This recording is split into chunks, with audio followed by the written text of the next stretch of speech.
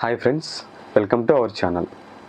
ఈరోజు మనం డిమాండ్ అంటే ఏంటి, సప్లై అంటే ఏంటి, ప్రైస్ ఏ విధంగా చేంజ్ అవుతూ ఉంటుంది, అంటే పెరుగుతూ ఉంటుంది తగ్గుతూ ఉంటుంది అని తెలుసుకుందాం.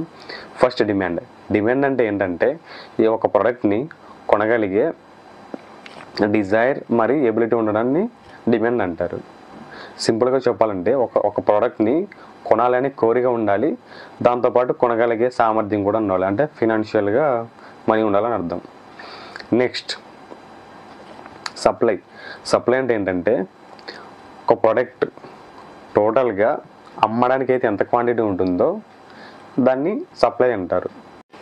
ప్రైస్ అనేది డిమాండ్ అండ్ సప్లై మీద డిపెండ్ అయి ఉంటుంది. ఇప్పుడు ఒకవేళ డిమాండ్ తక్కువగా ఉండి సప్లై ఎక్కువగా ఉందనుకోండి, ప్రైస్ తగ్గుతుంది. అదే డిమాండ్ ఎక్కువగా ఉండి సప్లై తక్కువగా ఉంటే ప్రైస్ పెరుగుతుంది. ఒకవేళ డిమాండ్ అండ్ సప్లై మ్యాక్సిమం ఈక్వల్గా ఉన్నాయనుకోండి, ప్రైస్ మ్యాక్సిమం ఎక్కువ చేంజ్ రాకుండా కాన్స్టెంట్గా ఉండడానికి ఎక్కువ ఛాన్సెస్ ఉంది. ఇంకా ఏ ఫ్యాక్టర్స్ ద్వారా డిమాండ్ చేంజ్ అవుతుందని ఇప్పుడు తెలుసుకుందాం. ఫస్ట్ ఫ్యాక్టర్ వచ్చేసి ది ప్రొడక్ట్.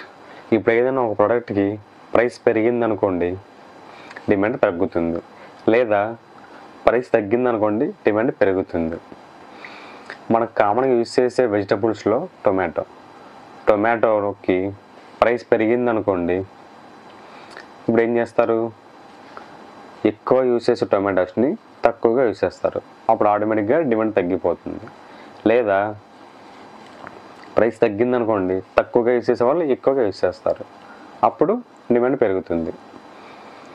సెకండ్ ఫ్యాక్టర్ వచ్చేసి ఇప్పుడు కన్జ్యూమర్కి ఇన్కమ్ తగ్గిందనుకోండి, ఇప్పుడు ఎక్స్పెన్సివ్ యూజ్ చేసే అతను తక్కువ రేట్లో వచ్చేవి చీప్గానే యూజ్ చేస్తాడు, అప్పుడు డిమాండ్ తగ్గుతుంది.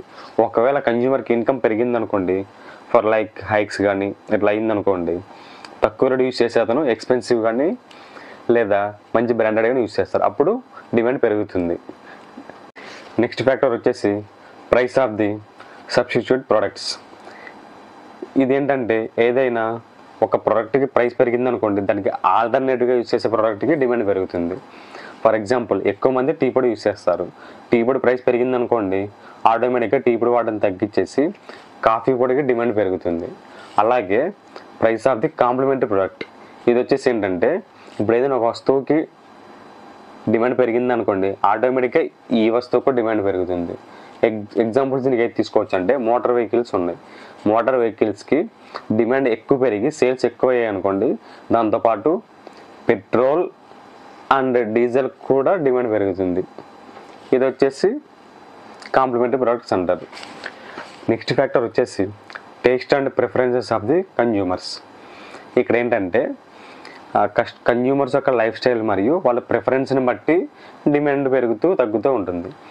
ప్రజెంట్ మన కంట్రీలో ఏంటంటే హెల్తీ ప్రొడక్ట్స్కి డిమాండ్ ఎక్కువగా ఉంటుంది, ఎందుకంటే ప్రజెంట్ ఇప్పుడు ఎక్కువ మంది హెల్త్ గురించి ఆలోచించడం స్టార్ట్ చేశారు, కాబట్టి హెల్తీ ఫుడ్కి డిమాండ్ పెరుగుతుంది. అలా కాకుండా ఫేమస్ పర్సన్స్ ఉంటారు కదా సొసైటీలో, లైక్ ఇప్పుడు రోహిత్ శర్మ అండ్ కోహ్లీ ఉన్నారు, వాళ్ళు వచ్చేసి క్రికెట్కి స్టేట్ బ్యాట్ యూజ్ చేస్తారు రోహిత్ శర్మ, అలాగే విరాట్ కోహ్లీ వచ్చేసి ఎంఆర్ఎఫ్ బ్యాట్ యూజ్ చేస్తారు. అప్పుడు వీళ్ళని బట్టి వీళ్ళ ఫ్యాన్స్ కూడా అలాంటి బ్రాండెడ్వే కొనాలని చూస్తారు, అప్పుడు ఆ బ్రాండ్స్ కూడా ఆ బ్రాండెడ్ ప్రొడక్ట్స్కి కూడా ప్రైస్ ఆటోమేటిక్గా పెరుగుతుంది డిమాండ్తో పాటు. నెక్స్ట్ ఫ్యాక్టర్ వచ్చేసి కన్జ్యూమర్ ఎక్స్పెక్టేషన్స్. ఒక్కోసారి ఏంటంటే కన్జ్యూమర్ ఎక్స్పెక్టేషన్స్ వాళ్ళు కూడా డిమాండ్ మారుతూ ఉంటుంది. దీనికి ఎగ్జాంపుల్స్గా ఏం తీసుకోవచ్చు అంటే, ఇప్పుడు మన గోల్డ్ ఆల్రెడీ ప్రైస్ చాలా ఎక్కువగా ఉంది, కొంతమంది ఏంటి దానికి ప్రైస్ ఇంకా పెరుగుతుంది అనుకున్నారు అనుకోండి, ప్రైస్ పెరుగుతున్నా సరే కొంటారు, అప్పుడు డిమాండ్ పెరుగుతుంది.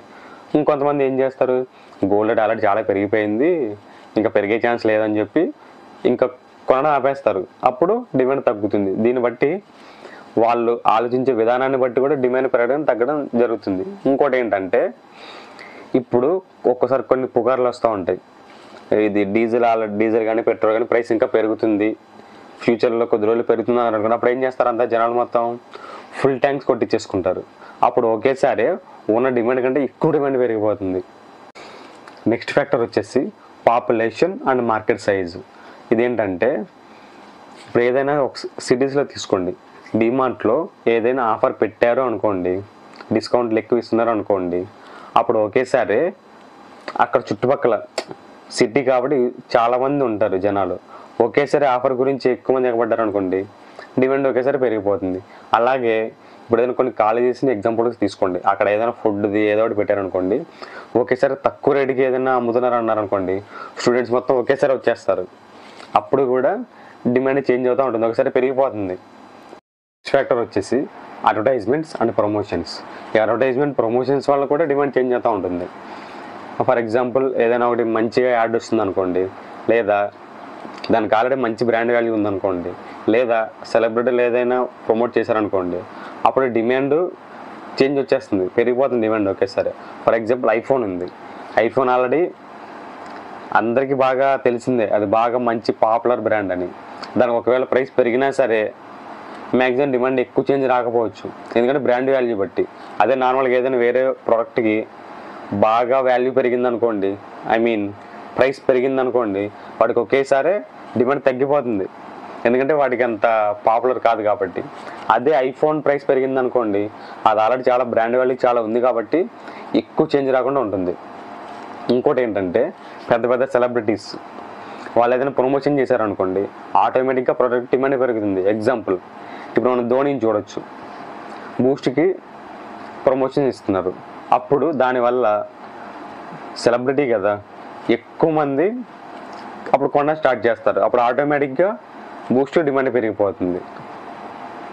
ఇంతే ఫ్రెండ్స్, ఈ వీడియోలో మనం డిమాండ్, సప్లై అండ్ ప్రైస్ ఎలా చేంజ్ అవుతాయి అని తెలుసుకున్నాం. నాకు తెలిసి మీకు ఒక క్లారిటీ వచ్చింది అనుకుంటున్నాను. ఒకవేళ మీకు ఏదైనా డౌట్స్ ఉంటే కామెంట్ చేయండి. ఇలాంటి మరిన్ని వీడియోస్ చేయాలంటే మన ఛానల్ని సబ్స్క్రైబ్ చేయండి. అండ్ మర్చిపోకుండా మీకు ఏదైనా క్వశ్చన్ అడగాలంటే కామెంట్ చేయండి. అలాగే నెక్స్ట్ టాపిక్ ఏం చేయాలో కూడా కామెంట్ చేయండి. Thank you so much.